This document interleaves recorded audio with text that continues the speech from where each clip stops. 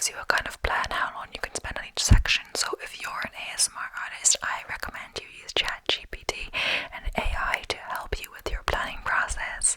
This sounds sponsored, but of course it's not. So without further ado, I'm going to get into the categories because I don't want to spend too long on this. I won't wait for ages for each response. Also, full disclaimer, this is just from, as I said, ChatGPT. I'm not sure, I didn't fact check the answers, but I was looking at them and most of them, some of them seem like, stuff I'd actually know the answer to. Although it's not so much, depends on your kind of general knowledge, trivia knowledge. But yeah, without further ado, I'll just tell you the categories from the first section. If I don't get to this, we'll do a part 2, whatever, if it's popular. But yeah, so the categories are whispered history, nature and wildlife, language and linguistics, space and astronomy, literary lights, art and artists. And for each one there is 5, I believe. Yeah, 5. So yeah, and at first they were separate, like it just gave me the questions but not the answers. I'm like, of course I'm gonna need the answers. But anyway, we're gonna start with whispered history. So the first question is, what year did Christopher Columbus first arrive in the Americas? If I'm looking down, it's 'cause I'm looking at my laptop, of course, where I have these in my notes app. So yeah, what year did Christopher Columbus first arrive in the Americas? And then I'm going to wait a little bit, stare into your soul. Not so much, it's quite sunny today in this room. If I stare into your soul, which is the camera, I'll stare into the sun. Not exactly, but yeah. So yeah, the answer is 1492. I'm not going to say good or bad or you did well, because of course you're doing well, but I don't know if you got it right or not, So I'm not going to pretend for this, it's going to be like a real one. Who was the first, and also, disclaimer, when I was reading them, some of the things seemed hard to pronounce, so apologies if I pronounce anything wrong. Who was the first female pharaoh of Egypt? I'm not going to wait too long, but yeah, so Hatshepsut.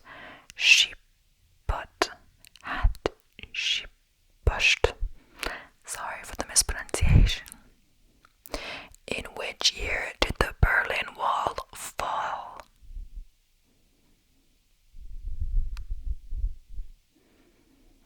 (1989). What historical event is known as the Boston Tea Party?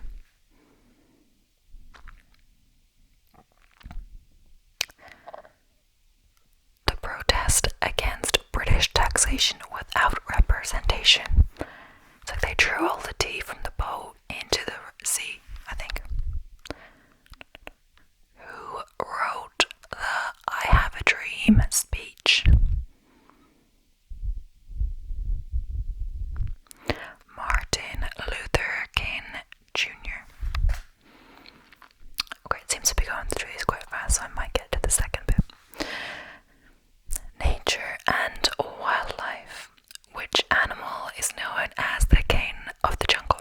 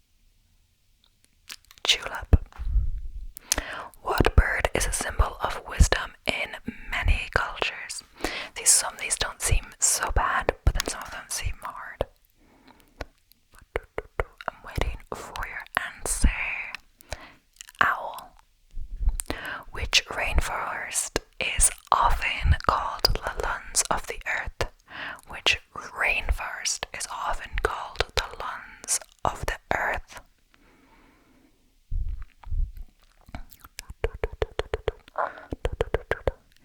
The Amazon rainforest. Okay, so now on to language and linguistics. And this, I don't think anyone could get this, but if you get this, super huge props to you. What is the longest word in the English language? And just like good luck to me trying to pronounce this. I didn't practice. Okay, I'll give you a second, but I don't think there's any way you'd know this now, but and I have no clue what it means either. So let's see. It's pneumono ultra microscopic silcovolcanoeosis. And I have zero clue what that means. You know what we should do? We shall Google it, because, you know, why not? I have no clue how many letters is in that word. When would you need to like pull out that word in daily conversation? But yeah. An invented lawn word said to mean a lung disease caused by inhaling very fine ash and sand dust. And we'll also go for fun, ask ChatGPT what is. We asked ChatGPT, and ChatGPT says, oh, I'm quite a far away from the bottom, let's see. It's a technical word that was going to be one of the longest words in the English language. It's a term used to describe a lung disease caused by the inhalation of a very fine silica dust commonly found in volcanic environments. This condition is primarily associated with individuals who are exposed to volcanic ash or similar particles over an extended period of time, such as miners, geologists, and people living near active volcanoes. And let's just say for fun, if it tells me how many letters in the word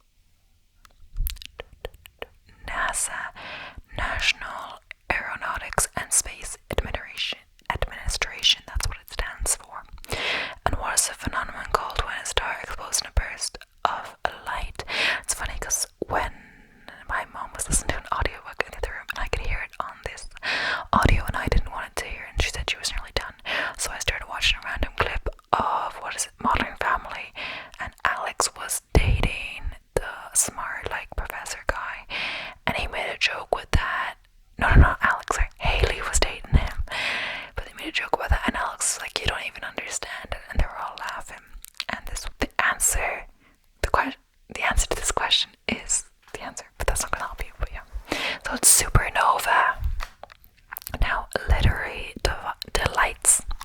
Who wrote Pride and Prejudice? You could probably get this one for sure. Jane Austen. In Romeo and Juliet, what family is Juliet from?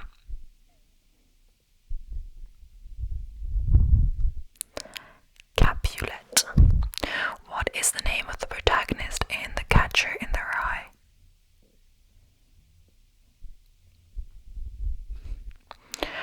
I have way longer and just don't know what to do, if I should talk in the meantime or just stare into your soul. Because other times this is not meant to be like roleplay kind of, it's just like natural whatever, but the asking you personal question, it was like me writing down the answers and all that. I'm like breaking the whatever wall by talking about this, but yeah, because when you go in the roleplay videos, you're not meant to break roleplay, but this is not that, but some should be. And it is Holden Caulfield. And this one I was reading it, the next one I'm like, that's so stupid. But yeah, what book series featured a young wizard named Harry Potter? So difficult, am I right? No, the answer is literally Harry Potter. It's in the question. So, which dystopian novel title refers to a government controlling thoughts? I had to read this in school. It was like the summer reading or something, and we had like questions about it, but I didn't actually I read the book, I think, or maybe not, but I didn't do the whole packet of homework, even though I had all summer to do it. Even though I was bored like multiple times in the summer, I still was not bored enough to do it.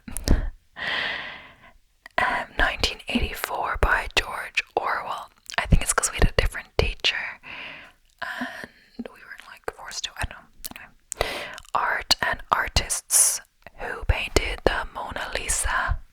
You should know this one, okay? Leonardo da Vinci. Which art movement is known for its use of geometric shapes and primary colors?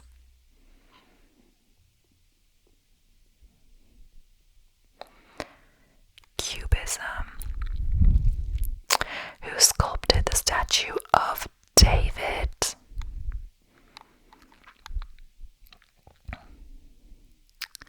Michelangelo. What Dutch painter is famous for his use of light in his works? I probably won't say this right, he didn't name.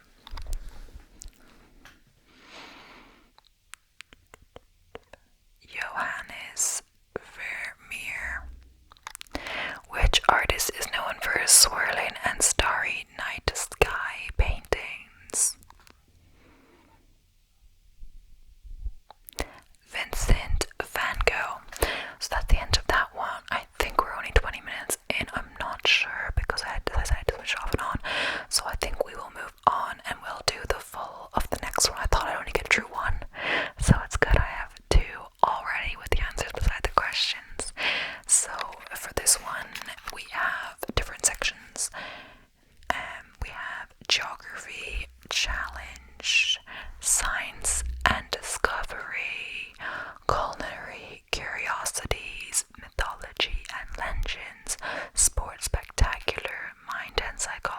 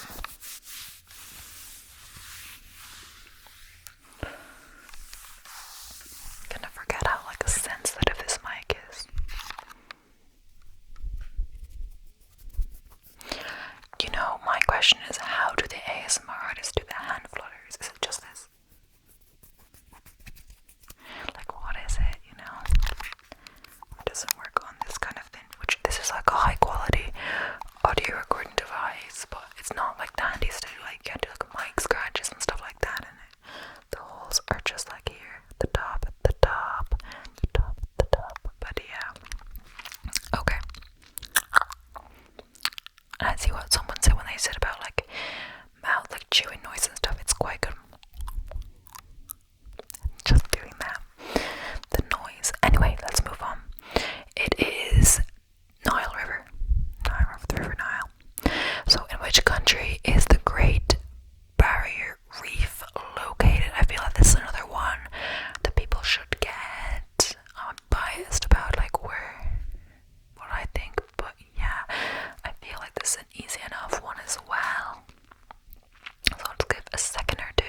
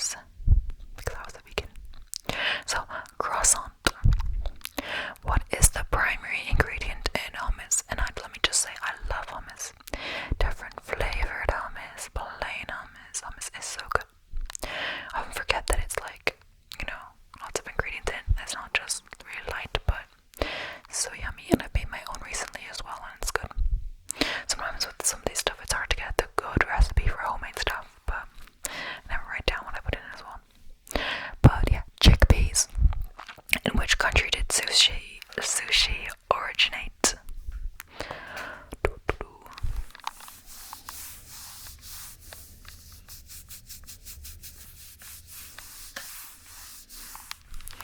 Which country did sushi originate?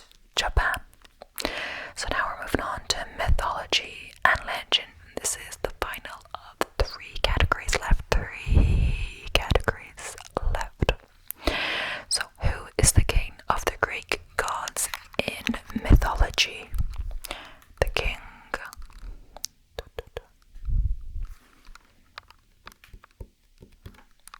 Zeus.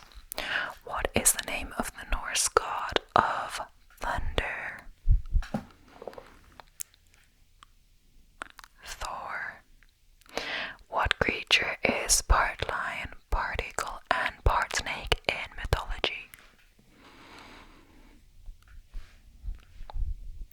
Chimera. I'm not sure if I'm saying that right, but yeah. Who was the legendary king of Camelot in Arthurian legend? This can't be too hard. Can't be too hard. Blah blah blah. Sorry if I'm going like. I'm just getting bored when I'm waiting, you know. Just want to move on to the next question, you know. King Arthur. Which Greek hero is known for his incredible strength and completing the 12 labors?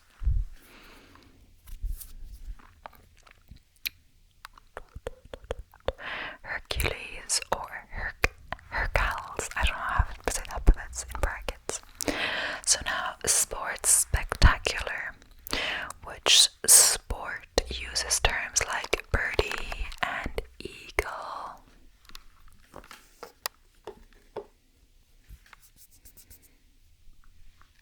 Birdie and eagle.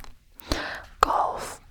What is the total number of players on a standard soccer, in brackets, football team? Because Americans don't use football for American football, so I just said football. You might get it, you know. Might think of something else.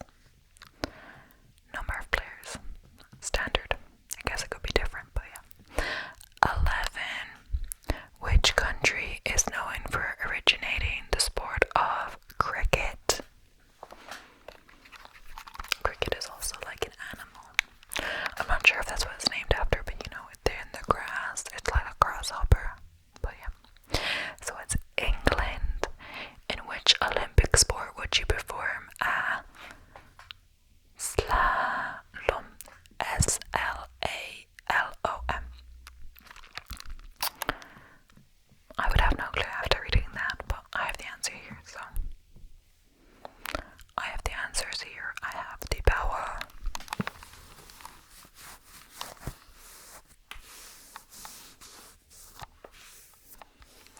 So skiing. Skiing, who is often referred to as the greatest in the sport of boxing. We should know this. We should know this. If you want to see, it's my tattoo there.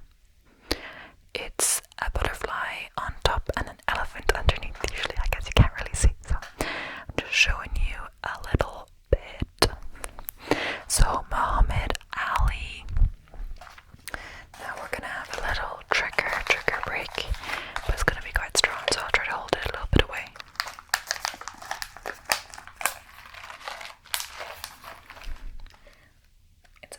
It's a bag of peanuts. But the crinkling noise is quite strong. I can hear it in my ears. I don't want to hear it too much. Okay, so the last category is mind and psychology. What psychological phenomenon refers to the tendency to remember items at the beginning of a list opposed to the end of the list?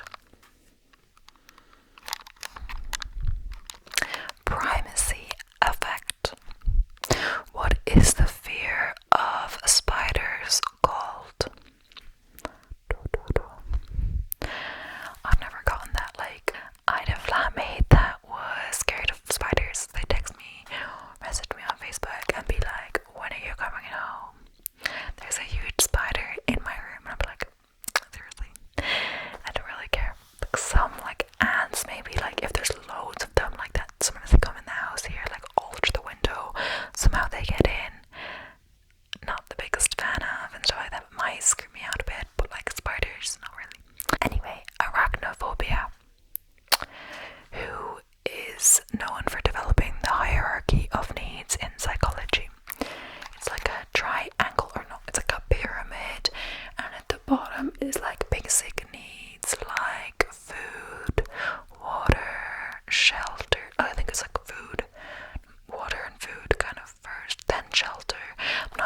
sure the order, but I could look it up. But then near the top are like emotional needs, because you know at first your physical needs need to be tended to, because even if you're emotionally happy, you would not survive without your, you know, food and stuff. So it's like physiological needs of food, water, warmth, rest at the bottom. Then your safety needs, security and safety. Then your psychological needs, belongingness and love needs, intimate relationship, friends. Then esteem needs, prestige and feelings of accomplishment.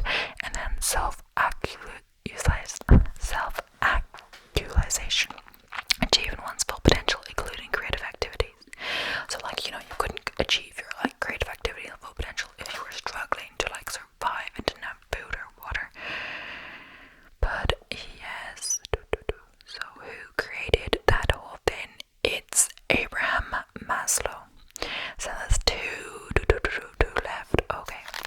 What cognitive bias describes the tendency to rely on the first piece of information encountered when making decisions? So it may not be the right or correct piece of information, but it's the first one that you've heard, and it's some kind of bias. Anchoring bias. So what term describes a mental health disorder characterized by excessive worry and anxiety?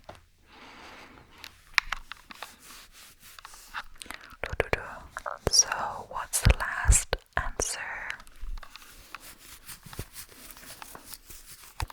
I kind of like just touching random things and then like hearing the noise. You can hear a larger noise than you think, like I'm just literally putting my hands over my like clothes. So it is generalized anxiety disorder. But yeah, that is all of them. I didn't think I'd get through both of them. Unless I'm wrong, it should only be like 35 minutes so far. Maybe I was further, 40 maybe. And I thought when it powered off. I'm not sure per se. Honestly, I'm not sure when it disconnected. But yeah, anyway, it's interesting. Let me know if you like this one. I'm not sure if I waited long enough for the response, but I didn't want to be waiting for ages, you know what I mean? But anyway, thank you so much for watching. Please don't forget to like,